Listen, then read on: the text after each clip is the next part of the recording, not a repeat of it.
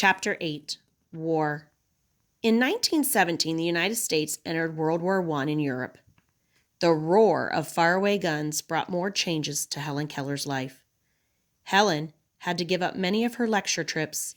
She and teacher were very unhappy over the sad war news. They grieved for the many soldiers who were killed or wounded. Shortly after the war ended, Helen was asked to act in a movie. It would tell the story of her life. "A new adventure will be good for us," Helen said. She still needed more money to take care of herself and Annie and Polly. They traveled to California.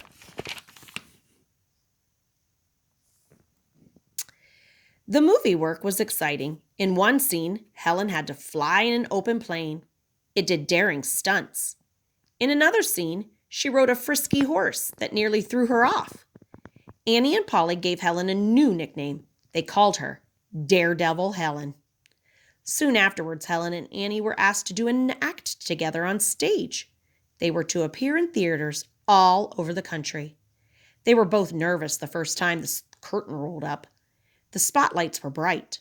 Annie came on the stage first and told about Helen's early life. When Helen came on, the audience always clapped. Helen read Annie's lips and answered questions from the audience. Some of them were foolish. "Do you shut your eyes when you go to sleep?" "I never stayed awake to find out," Helen answered. The act was a success. Helen and Annie earned the money they needed. Now, Helen could work again for others. She was happy with the news from Washington.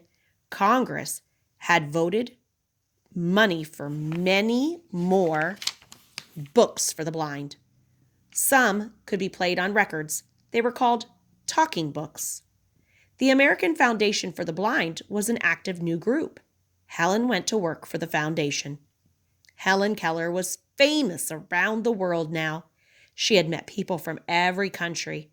She had been invited to visit every president in the White House since her childhood. But darkness was closing in again. Helen's mother had died, and Annie became very ill. The year was 1936. Annie was 70 years old. Her eyes were worn out with work. She was almost blind. But she had seen Helen succeed.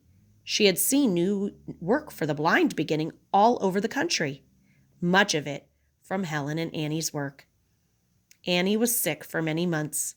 Long nights Helen sat beside her. She and Polly nursed Annie tenderly. Helen held teacher's hand when she died. Helen felt as if her own life had ended. They had been together almost 50 years. It was the saddest time of Helen's life. "A light has gone out that can never shine for me again," she said.